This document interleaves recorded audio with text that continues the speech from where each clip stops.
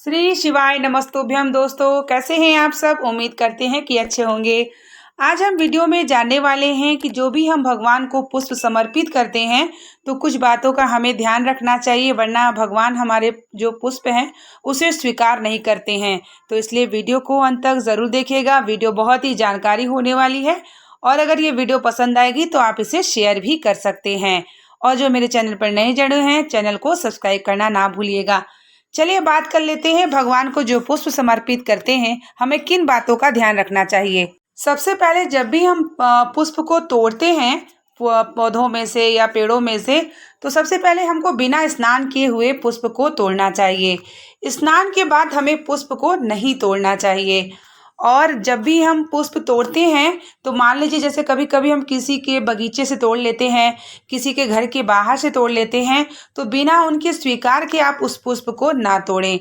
जब तक वह स्वीकृति आपको ना दे कि हाँ आप ये पुष्प को तोड़ लीजिए, तभी आप उस पुष्प को लें और भगवान को समर्पित करें।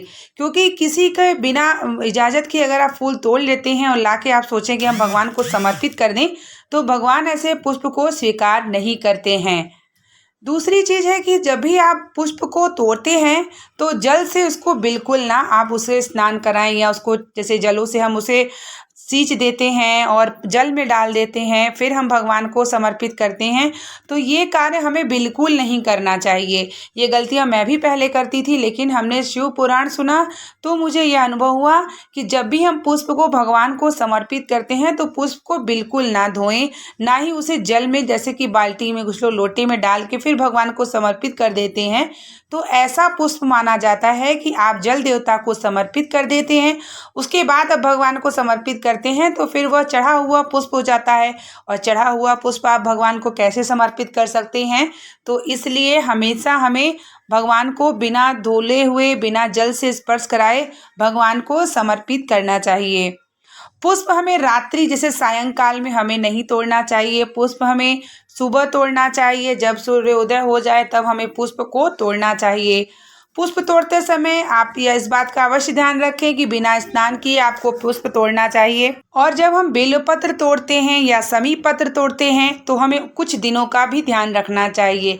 जैसे कि हमें रविवार के दिन बेलपत्र को तोड़ना चाहिए, सोमवार के दिन हमें बेलपत्र नहीं तोड़ना चाहिए, शमी पत्र भी हमें रविवार के दिन ही तोड़ लेना चाहिए। क्योंकि सोमवार के दिन भगवान को अगर आपके पास बेलपत्र नहीं है तो आप शिव पर चढ़ी बेलपत्र समर्पित कर दें, लेकिन पेड़ों में से आपको नहीं तोड़ना चाहिए। ऐसा अगर आप करके चढ़ाते हैं तो भगवान उस बेलपत्र को स्वीकार नहीं करते हैं। और जैसे कि मान लीजिए आप कोई व्रत हैं भगवान शिव का और आपको बेलपत्र समर्पित करना है, तो आपको व्रत के एक दिन पहले बेलपत्र को तोड़ लेना चाहिए। ऐसा नहीं है कि जिस दिन आप व्रत रहें और उस दिन बेलपत्र को तोड़ के चढ़ाएंगे तो भगवान स्वीकार नहीं करते और आपको दोष भी लगता है और आपका व्रत जो है वो मान्य नहीं होता है।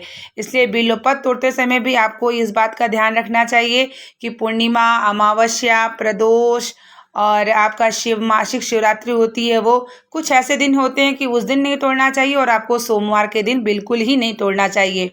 बेलपत्र माना जाता है कि आप 6 महीने बासी तक चढ़ा सकते हैं, आप उसे धुल धुल के चढ़ा सकते हैं, लेकिन कुछ ऐसे दिन होते हैं उस दिन आपको बेलपत्र बिल्कुल नहीं तोड़ना चाहिए।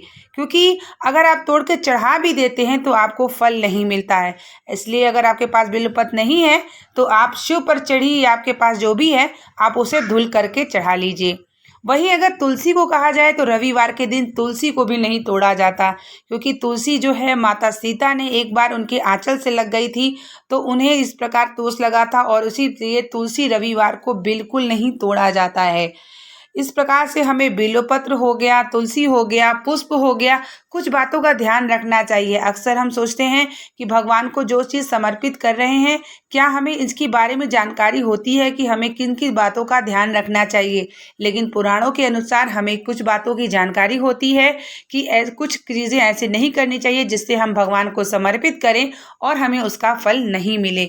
इसीलिए पुष्प तोड़ते समय हमें सावधानियां अवश्य रखना चाहिए।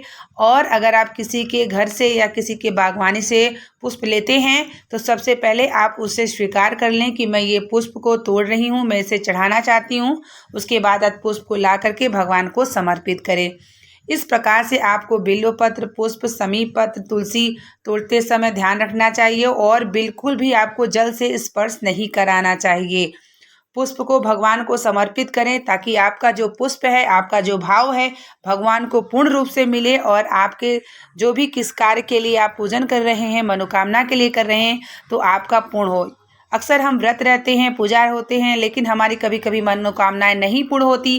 कभी कभी हमारी कुछ त्रुटियां, कुछ गलतियां हो जाती हैं, जिसकी वजह से हमारी मनोकामना कुछ अधूरी रह जाती है। तो इसीलिए कुछ बातों का हमें पूजा पाठ के नियम में अवश्य ध्यान रखना चाहिए, क्योंकि हम जब पुराणों को ज्ञान करते हैं तो कहीं ना कहीं छोटी छोटी गलतियां जो होती है वह मुझे पता चलती है, और पता चलने के बाद हमें उस गलतियों को अवश्य सुधारना चाहिए। इसीलिए हम आप लोगों के लिए लाते रहते हैं कि शेयर करते रहते हैं कुछ पूजा पाठ की जानकारी, ताकि आप लोगों को भी पता चले कि जो गलतियां आप सब भी कर रहे हैं उस गलतियों को ना करके और भगवान को पूर्ण रूप से जो पूजन कर रहे हैं, आपको फल की प्राप्ति महादेव या जो अन्य देवता हैं, जो इष्ट देवता हैं, आपको अवश्य पूर्ण करें। इसी प्रकार से हम आपके लिए वीडियो जानकारी वाली लाते रहते हैं। शिव महापुराण के उपाय, व्रत, महात्म, पूजा और जानकारियाँ कैसी लगती है हमारी वीडियो, आप लोग मुझे कमेंट में बता सकते हैं। और भी आपको कुछ जानकारी पूछना हो तो आप मुझे कमेंट के माध्यम से पूछ सकते हैं। और इस वीडियो को आप ज़्यादा से ज़्यादा शेयर करें ताकि जो लोग भी पुष्प समर्पित करते हैं भगवान को, उन्हें भी इन बातों का अवश्य ध्यान रखना चाहिए। हम आपके लिए इसी प्रकार की वीडियो लाते रहें। मिलते हैं नेक्स्ट वीडियो के साथ, नेक्स्ट जानकारी के साथ। तब तक के लिए आप लोगों को श्री शिवाय नमस्तुभ्यम। हर हर महादेव।